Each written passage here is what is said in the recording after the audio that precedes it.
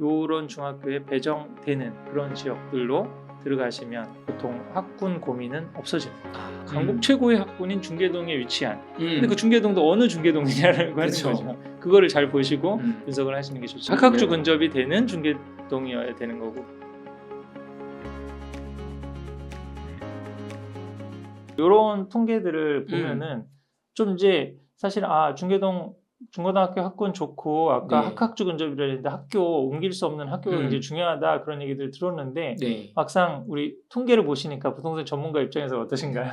느낌이 좀 확 오지 않습니까? 이제는 왜 그곳을 투자적인 관점에서만 보면은 뭐 중계동 뭐 다 노원구 내에서 움직이시는 건데 왜 꼭 거기를 고집하시냐.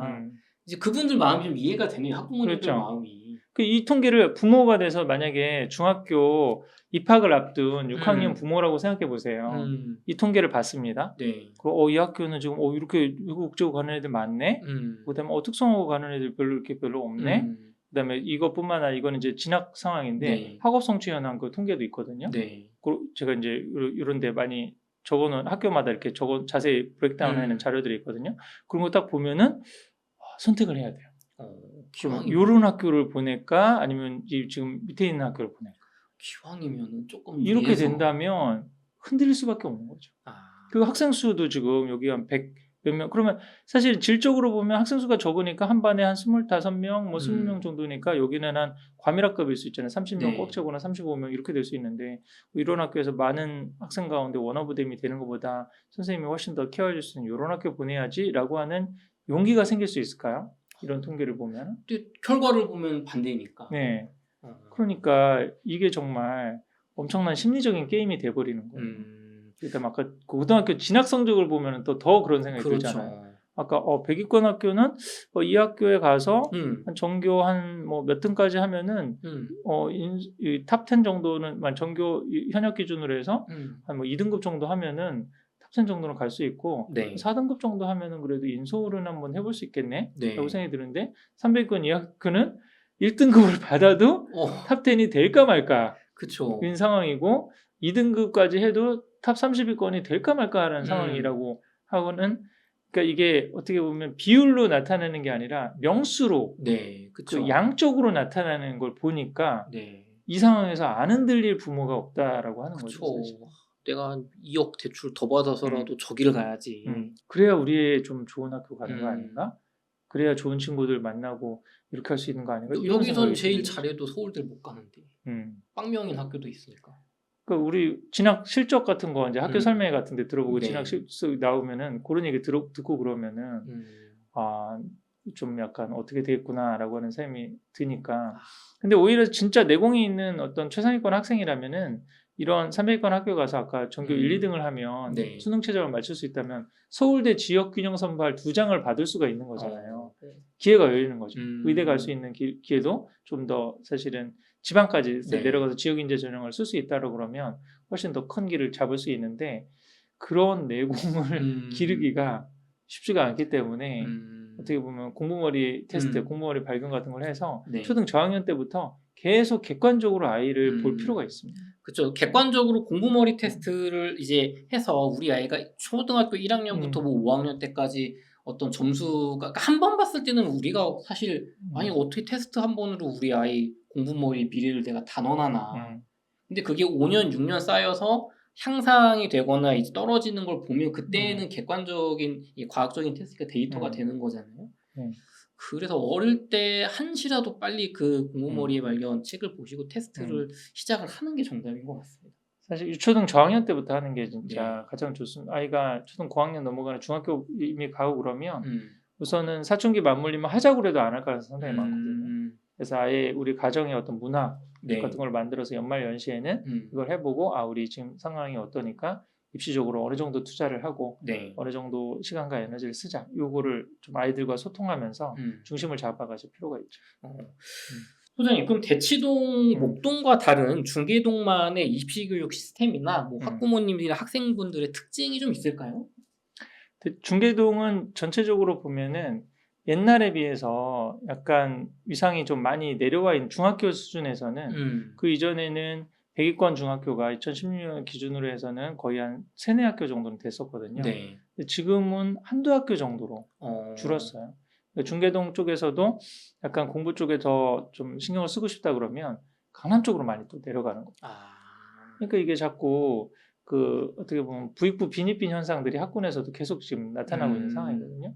그럼에도 불구하고 중계동 학군이 계속 좋다라고 하는 거는 고등학교 이 상황이 굉장히 일반고 그 평준화 일반고 상황이 좋기 때문에 외부 자원들이 더 많이 들어와 주는 거예요. 중계동 내부에서뿐만 아니라 네. 중계동 내부 중학 초중 분위기는 옛날에 비해서 많이 좀 학력이 떨어지는 게 아닌가? 그래서 우리 좀 공부 좀 한다 그러면 강남으로 가야 되는 게 아닌가? 이런 좀 생각이 있다면 중계동 외부 쪽에서 보면 아까 네. 다른 그 강북에 있는 구들하고 그 구리나 의정부 쪽에서 보면 중계동만 하는 데가 어디 있어? 그쵸. 라고 생각하면은 고등학교를 보고도 또 중학교 때 들어오는 그런 자기 그 수요들이 있기 때문에 네. 중계동의 어떤 입지가 유지가 되고 있는 거고 그래서 그 옛날에 비해서 중학교 상황은 그렇게 강고하지는 않지만 여전히 아까도 제가 말씀드렸어요. 강북의 넘버원일 수밖에 없다. 네. 그래서 저출생 상황에서도 나름대로 중계동이 가질 수 있는 그런 상황은 있다라고 볼 수가 있고요. 또 중계동이 다른 우리 학원적인 특징을 보면 이 대치동 학원은 그 종합 대형 학원이 별로 없습니다. 이 보통 국영수 과목대로 과목별 전문 학원 시스템이거든요. 약간. 근데 이제 목동하고 중계동, 일산 쪽도 이제 그랬는데 네. 그 전에 옛날에 막 특목 자사고 전성 시절 때는 상장을 하는 학원들이 있었습니다. 메가스터디만 상장한 게 아니라 네, 기억이 나요. 몇몇 이제 그 저기들이 또 상장하거나 상장하기 힘들면 우회 상장을 제조업하고 껴가지고 우회 상장을 하거나 그럴 정도로 종합 대형 학원들이 굉장히 많아요. 근데 약간 중계동에 그런 전통들이 좀 남아 있어요. 좀 큰 대형 국영수 전 과목을 봐주고 전체를 다 관리해주는 종합반. 종합 학원이죠. 종합 어떤 중등부, 고등부 그런 학원들이 조금 있으면서 또 과목별 학원들로 돼 있는. 근데 웬만한 입시에서 전체를 다 커버해주는 학원들은 다 있는데 보통 이제 학원가를 조금 더 질적으로 분석을 해보면 최고의 학원가는 어느 학원가라고 그러냐면요. 수능 대비 능력이 있는 학원가냐. 그 수능 대비 능력이라고 하는 거는 수능의 신유형이라고 지금 네. 킬러 문항이라고 없앤 거 있잖아요. 네네. 문제가 사회적으로 문제가 됐다라고 하는 그러니까 수능 수학 같은 기준으로 하면 문제를 다 어렵게 내면 수포자가 너무 많이 나오는 거예요. 네. 그래서 한 70-80%는 어느 정도만 공부를 하고 기출 문제만 풀면 풀 수 있는 문제를 냅니다. 근데 그렇게 하면 변별력이 안 생기잖아요. 그렇죠. 우리나라는 상대평가에 결국 줄을 서서 해야 되는 네. 건데 90점, 100점이 다 100점이면 어떻게 뽑아요? 그렇죠. 안 되니까 틀리라고 내는 문제가 있겠죠. 네. 그게 킬러 문제고 그게 신유형 문제예요. 이거는 지금까지 기출문제는 없던 문제예요. 근데 개념과 원리를 잘 알고 응용력이 있는 학생들은 풀 수 있는 거죠. 근데 그런 신유형 문제를 만들고 수능이 바뀌는 경향성에 그때그때 대비를 해가지고 컨텐츠를 개발할 수 있는 네. 인력과 강사와 인프라가 돼 있는 학원가가 어떻게 보면 넘버원 학원가라고 할 수 있는데 네. 그걸 이제 저는 수능 대비 능력이라고 하거든요. 네. 수능 대비 능력이 있다라고 평가되는 학원가는 대치동, 목동, 그다음에 대구 수성 이 정도. 중계동은 거기까지는 조금 거기까지 미치지 못하는군요. 만약에 중계동 학원가에서 내가 수능 대비 능력을 될 수 있는 컨텐츠와 강의력을 가진 선생님이라면 중계동에 계실까요? 대치동으로 갈까요? 그쵸, 뭐 대우가 좋거나 조금 더 기회를 펼칠 수 있는 곳으로 자꾸 그런 쏠림 현상이 생기고 인프라가 쏠림 현상이 자꾸 생기니까 강사님들도 지금 어떻게 보면 학군지 쏠림이 있는 거네요. 그럴 수 있죠. 내가 그럼 이 지역에서 뭐 전체 수능을 내가 다 커버해 줄 수 있다. 그러면은 뭐 근처에서 좀 올 수도 있지만 더 수능을 공부하려고 메인으로 오는 그런 학생들은 중계동보다 대치동이 더 많을 수 있잖아요. 그쵸. 그러니까 그런 쪽으로도 뭐 생각할 수가 있는 측면이니까요. 그러니까 중계동 학원가가 어느 정도 사실 고등학교 내신 정도까지는 충분히 커버가 되는데 수능까지 대비해 줄 수 있는 최상위 학원가라고는 좀 하긴 힘든 그런 특징은 있지만 그래도 강북에서는 중계동만한 이 학원가나 아니면 학교 라인업을 가지고 있는 지역은 없다. 이렇게 말할 수 있겠죠. 소장님, 요번에 출간하신 공부머리에 발견해서 무턱대고 학군지로 이사가는 게 아니라 네 가지 공부머리 테스트를 하고 학군지 진입을 고민해야 한다고 이제 하셨단 말이에요. 그럼 테스트를 해봤는데 음. 우리 아이가 공부머리가 있어요. 네. 그 과학적인 테스트에서 한번 교육으로 승부를 볼 만하다고 느꼈단 말이에요.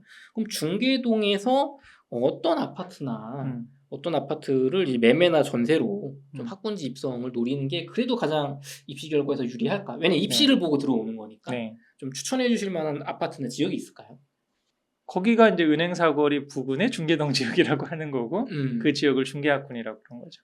그래서 이제 아까 중학교 네. 그 성적 상황 같은 것들을 보고 그러면은요. 네. 점점 은행사거리 쏠림 현상이 생긴다는 걸 좀 볼 수가 있거든요. 은행사거리에 가까운 중학교들이 계속 학력이나 학생 수가 늘어나고 네. 또 이 진학 결과라든지 학업 성취도가 높은 모습들이 조금 보여져요. 네. 그런 학군 수요들이 계속 오르는 거죠. 아. 그래서 내가 어디를 가야 될지 잘 모르겠다 그러면 은행사거리와 가까운 아파트. 그다음에 이제 선호하는 중학교가 요 지금 중학교들입니다. 불암중학교, 상명중학교, 을지중학교, 중계중학교 요런 중학교에 배정되는 그런 지역들로 들어가시면 이 보통 학군 고민은 없어지는 거죠. 공무원의 테스트를 해가지고 이거 입시적으로 가능성이 있다. 네. 그리고 나는 뭐 다른 강남까지 갈 우리 가정 형편은 안 되고 중계동에서 뭐 대학교 입시까지 하면 다 마치보고 싶다. 그러면 요 정도 학교 라인에 배정받을 수 있는. 고등학교는 사실 전 서울이 한 학군으로 묶입니다. 이론적으로는 중계동에서도 단대부고나 숙명여고, 대치동에 있는 학교를 쓸 수 있어요. 네. 근데 그렇게 해서 지원을 해서 됐어요. 네. 통학은 어떻게 하죠? 현실적으로 너무 그럼 이사를 또 와야 되는 거잖아요. 그쵸. 그렇게 되니까 보통 현실적으로 지원을 그 중계동에 있는 학교를 지원하게 되는 거죠.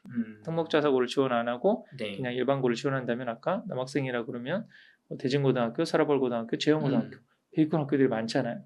청원고등학교 200권 학교 정도로 할 수 있으니까 뭐 네. 그렇게 같이 쓴다든지 여학생 같은 학교가 대진여고라든지 다른 여고들 이렇게 쓰고 학원가는 가깝잖아요. 그 네. 근처에 다 있으니까. 그렇죠. 그러니까 그렇게 지금 가서 학군 고민을 덜 수가 있는 거죠.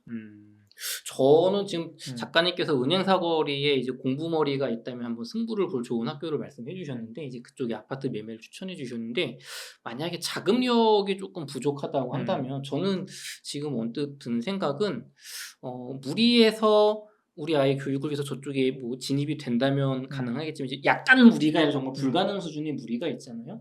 그러면은 정말 부동산 공부가 조금 이제 하셔서 말씀해주신 구리 이제 또 구리 쪽이라든가 네. 혹은 이제 의정부라든가 그런 쪽은 상대적으로 아파트 가격이 저렴하기 그렇죠. 때문에 그쪽에 뭐 내 집 마련 해두시고 전세로 이쪽 노원구 쪽에 와서 사시거나 혹은 작가님이 말씀해주신 것처럼 이런 은행사거리 주변의 아파트를 갭으로 사두시고 나는 실거주는 이제 은행사거리 근처에 뭐 이제 빌라라든가 아니면 조금 노후도가 있는 상대적으로 저렴한 네. 그런 쪽을 좀 노려보는 것도 좋지 않을까 네. 생각도 듭니다. 네, 그럴 수도 있을 것 같습니다. 네. 근데 사실은 그 실거주를 아까도 이제 말씀드린 전략에서 외부 지역에 하고 전세로 들어오는 경우는 공부머리 테스트를 해서 애가 공부의 가능성이 많다는 걸 보고 전제하에 교육에 올인하는 케이스인 겁니다. 맞아요. 네, 근데 공부도 잘하고 형편도 돼서 중계동으로 오면 베스트 케이스죠. 베스트 케이스죠. 근데 이렇게 다 모든 가정이 이렇게 되기는 사실 쉽지가 않기 때문에 사실은 공부 쪽에 가능성이 있다라고 그러면 아까 그 옵션으로 한번 해보실 수 있고 공부 쪽으로 가능성이 없다라고 그러면 오히려 내 집 마련을 갈아타기 시점에서 중계동, 네. 은행사거리 근처에 내 집 마련을 해두시고 네. 실거주는 비학군지 좀 외곽에 있는 그다음에 노원구 내에서도 아까 약간 조금 그 학군지라고 보기 힘든 그 초중 라인으로 그냥 잡아두시는 그쪽에 또 교통이 좋은 데도 많이 있거든요. 그렇죠. 그러니까 그렇게 하고 애가 공부를 잘하고 그러면 학원만 또 중계동으로 좀 조금 멀기는 하지만 걸어다니지 못한다는 거지 버스로는 한두 정거장이니까 충분히 그렇게 갈 수 있고 그래서 학군지도에서는 그쪽 우리 그 마들역이라든지 아니면 뭐 상계동 그쪽도 제가 많이 얘기를 했었거든요. 그래서 초중까지는 그쪽도 괜찮다.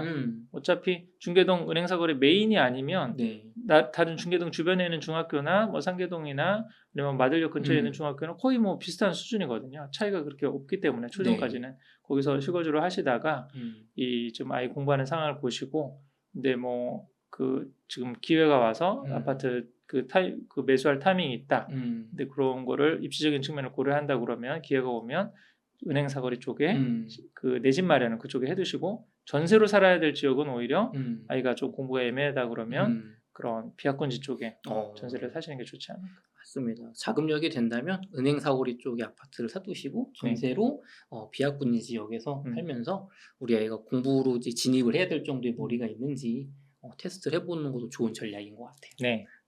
그리고 이제 아이가 초등학교 고학년, 뭐 중학교 이제 저학년인데 공부머리 테스트 결과가 그렇게 썩 이쪽 진입할 정도가 아니라고 한다면 그렇다고 또 이제 지역을 뭐 아예 옮기긴 쉽지는 않잖아요. 맞습니다. 중계동에서도 이제 그렇다면 이제 교통이라든가 그 GTX라는 큰 호재가 있는 뭐 창동 주변이라든가 그쪽 개발 호재가 있는 지역에 상대적으로 이제 집값이 저렴하니까 지금 워낙 또 재건축 이슈는 호재 이슈로 한창 부풀어 올랐지만 또 하락기가 심해지면 그런 쪽 조정이 이제 일어날 거니까요.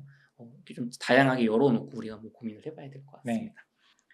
작가님, 그럼 이번에 공부머리 발견 책에서 다중지능 검사를 통해서 자녀의 타고난 강점은 강화하고 약점을 보완하는 교육을 이제 유아기 때부터 초등학교 저학년부터 시킬 수 있다고 적어주셨는데 구체적으로 좀 어떤 내용입니까 이게? 지금 가장 학군지로 자꾸 쏠림을 가는 이유 중에 하나가 공부 못하고 다른 대안이 뭐지?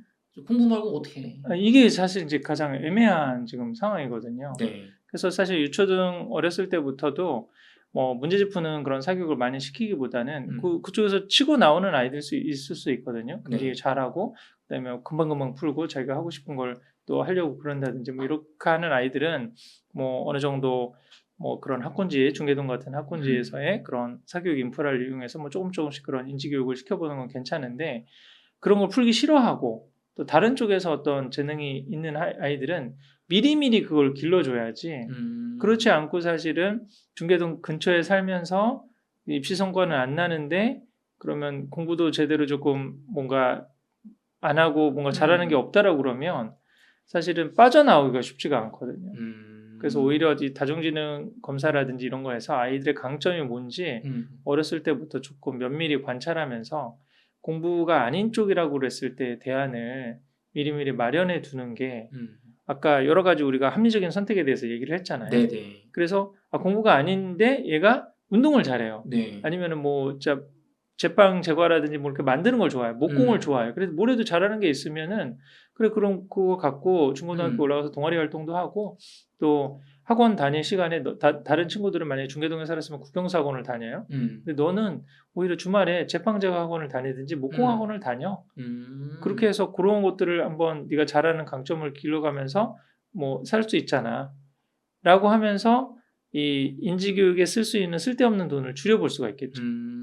그 돈을 아껴서 저는 집을 중계동에 사라는 거죠. 그렇죠. 사교육비를 줄여서 자녀한테 중계동 집을 물려줘라. 그래서 지금까지 했던 얘기랑 갑자기 그게 조금 생뚱맞은 얘기일 수 있는데 왜 다중지능이나 그런 강점 개발이 사실 중요하냐면 그렇게 해서 자녀에 대한 올바른 이해나 그런 기준을 가지고 있어야 그런 엉뚱한 경제적인 선택을 안 하게 된다는 거예요. 투자 방향을 우리가 투자로 갈 거냐, 교육으로 갈 거냐, 뭐 절충을 해볼 거냐, 뭐 지역을 바꿔볼 거냐, 다 모든 거의 시작은 결국엔 우리 아이의 교육적인 가능성과 어떤 그런 건데 그거를 객관적으로 테스트할 수 있는 게 지금 다중지능 검사. 그럼 이거를 하게 되면 그냥 정말 과학적으로 어떤 공부, 어떤 인지 능력이라든가 어떤 손재주라든가 뭐 체력적이라든가 이런 게 굉장히 세부적으로 좀 학부모님들이 알 수 있을 정도로 나오는 건가요?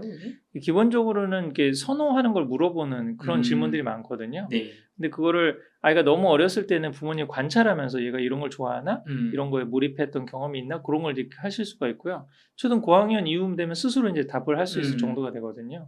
그거를 부모의 어떤 이 바람이라든지 그런 게 들어가지 않게 하는 상황에서 객관적으로 이렇게 해보면 어느 정도 윤곽이 드러나죠. 공부 쪽에 관심이 있는 아이들은 뭐 책을 읽기를 좋아한다든지 아니면 뭐 스스로 작문을 해봤다든지 그런 이제 문항들의 체크를 해보면 언어 능력이라든지 아니면 뭐 수리 능력, 논리 능력이라든지 이런 게 있구나라고 하는 게 드러나는데 그걸 갖고 그러면 이게 입시 경쟁이 있느냐 없느냐 그것만 하나 딱 보기는 쉽지 않으니까 이건 아무래도 선호도 설문조사라고 할 수가 있거든요. 지금 제가 소개한 커리어넷에 있는 그 직업적성 검사를 통한 다중지능이라고 하는 거는 근데 그 실제 그럼 이게 입시적인 경쟁력, 문제집 푸는 능력은 어느 정도 있느냐라고 하는 객관적으로 보고 싶으면 공부머리 테스트를 해보시면 되는 거죠. 책에 지금 공부머리 테스트, 다중지능 검사, 뭐 DISC 검사, 이렇게 회복 탄력성까지 총 4가지 네. 검사가 있는데 그걸 다 종합적으로 해보면 그러면 좀 이제 정말 객관적인 좀 데이터가 나온다. 그렇죠. 그리고 그거를 매년 해두시라는 거죠. 그 발전 정도를 볼 수가 있잖아요. 그렇죠. 알겠습니다. 작가님, 그럼 마지막 질문입니다. 강북의 이제 동북 쪽에 이렇게 중계동 학원가가 형성이 잘 되어 있는데요. 네. 앞으로 인구 감소 문제가 이제 모두의 투자의 이제 화두입니다. 네. 그리고 지금 보셨듯이 이제 중계동 일반 고등학교, 중학교에서 입시 성적이 특히 중학교가 전보다는 한 5, 6년 전보다 하락한 결과를 보여주고 있는데요. 앞으로 중계동 학군지의 미래 객관적으로 어떻게 보시는지요? 전체적인 입시 시장이 줄거나 아니면 저출생 상황이 되면은 넘버원, 넘버2 쏠림 현상이 더 심해진다고 그러거든요. 근데 아까도 말씀드렸듯이 이 분당도 조금 그런 현상이 나타난다고 그랬잖아요. 분당에서도 선호 학군으로 쏠림 현상이 더 심해지고 그 외곽에 있는 학군들이 점점 위축되는. 근데 중계동도 같은 현상들이, 노원구도 같은 현상이 나타나는 거거든요. 중계동 쏠림 현상, 은행사거리 쏠림 현상이 더 심해지는 거죠. 그래서 앞으로는 그런 그 전체적인 중개학군 내부에서도 약간 그런 양극화의 모습이 좀 나타나지 않을까. 좋은 중학교, 선호하는 중학교, 선호하는 고등학교 쏠림 현상들은 더 좀 심해지고 외곽은 조금씩 위축될 수 있기 때문에 만약에 그런 투자적인 측면에서 입시 분석적인 측면에서 접근하시는 분이라고 그러면 그런 데이터들을 좀 면밀하게 보실 필요가 있죠. 그래서 앞으로 좀 좋아질 지역이라고 하는 데는 은행사거리 중심의 중계동 메인 학군 지역들 그쪽으로 배정받을 수 있는 중학교나 고등학교가 가까이 있는 그런 학원가랑 가까운 지역, 거기는 아무래도 학군 프리미엄을 계속 가져갈 수 있지만 그 외의 지역은 학군 프리미엄이 있으니까 괜찮아라고 너무 단순하게 생각하시면 안 되고 이게 학군 프리미엄은 약간 좀 약해진 상황에서 다른 뭐 교통이라든지 뭐 직장이라든지 여러 가지 뭐 편의시설 다시 들어오는 거라든지 이런 측면을 고려하셔가지고 그 지역의 아파트의 가치를 평가해 보셔야 되지 않을까 싶습니다. 저도 한 말씀 드리면 중계동, 상계동 이쪽의 아파트 재건축은 생각만큼 쉽지가 않아 보여요. 대지 지분이라든가 어떤 용적률이라든가 어떤 소유주분들의 경제력을 봤을 때 어떤 투자 시장에서 쉽게 말하는 것처럼 중계동은 뭐 재건축지구 GTX가 들어올 거고 학군지 뭐 세 박자를 다 갖추고 있다 이렇게 쉽게 말씀드리긴 쉽지 않다고 저는 생각을 합니다. 말씀해주신 것처럼 중계동 내에서도 재건축이 가능한 아파트가 있을 거고 리모델링 수준으로 그칠 아파트가 있을 거고 어쩌면 둘 다 되기 어려운 아파트들 있을 수 있으니까요. 너무 이런 학군이나 또 투자적인 불확실한 미래만 보고 중계동이니까 뭐 학군 좋으니까 괜찮아 말씀해 주신 거 종합적으로 고려하셔서 조금 더 어떻게 보면 학군 프리미엄이 은행사거리 근처는 남으실 거라고 보시는 거잖아요. 맞습니다. 그럼 오히려 조금 불확실성을 줄일 수 있는 투자일 것 같아요. 학군이라는 거는 견고할 거니까 그쪽은 또 반대로 이제 상대적으로 학군의 힘이 약해지는 지역은 너무 이렇게 부풀려진 프리미엄을 주고 사시는 거 조금 다시 한번 제고해 보셨으면 좋겠습니다. 보통 이제 부풀려진다라고 하는 게 분양 광고에 많이 나오죠. 그쵸. 우리 지역, 이 아파트는 중계동에 위치하고 있으니까 강북 최고의 학군인 중계동에 위치한. 근데 그 중계동도 어느 중계동이냐라고 하는 거죠. 그거를 잘 보시고 분석을 하시는 게 좋죠. 학학주 근접이 되는 중계동이어야 되는 거고 그게 은행사거리 주변이 결국은 된다라는 거죠. 알겠습니다. 작가님 오늘 긴 시간 수고 많으셨고요. 이어서 이제 목동 학군과 그리고 아파트들 그리고 이어서 의대에 우리 많은 학부모님들이 궁금해하시는 어떻게 하면 우리 아이 의대 보낼 수 있나? 의대 이제 입시 전략 나아가서 대치동, 뭐 인천, 송도라든가 아니면 뭐 광진구, 마포구, 대전, 세종, 대구 그리고 뭐 광주, 그다음 부산까지 저희가 쭉 지방까지 이어서 앞으로 그래도 한 달 이상 될 것 같아요. 이 인터뷰가 계속 꾸준히 영상 업로드 해드리도록 하겠습니다. 작가님 오늘 수고 많으셨습니다.